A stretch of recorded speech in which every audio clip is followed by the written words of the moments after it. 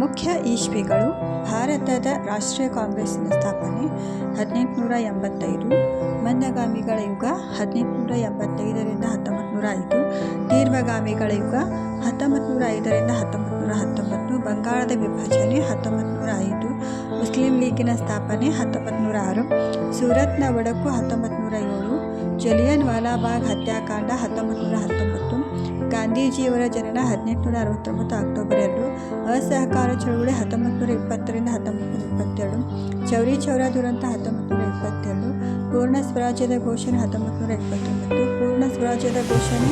1930 ಜನವರಿ 26, ಉಪ್ಪಿನ ಸತ್ಯಾಗ್ರಹ 1930 ಮಾರ್ಚ್ 12, ಎರಡನೇ ವಿಶ್ವಸಮರ 1939ರಿಂದ 1947, ಭಾರತ ಬಿಟ್ಟು ತೊಲಗೆ ಚಳವಳಿ 1942, ಭಾರತಕ್ಕೆ ಅಧಿಕಾರ ಹಸ್ತಾಂತರಿಸುವ ಘೋಷಣೆ 1947 ಜೂನ್ 3, ಸ್ವತಂತ್ರ ಪಾಕಿಸ್ತಾನ ರಚನೆ 1947 ಆಗಸ್ಟ್ 14, ಸ್ವತಂತ್ರ ಭಾರತ ರಚನೆ 1947 ಆಗಸ್ಟ್ 15.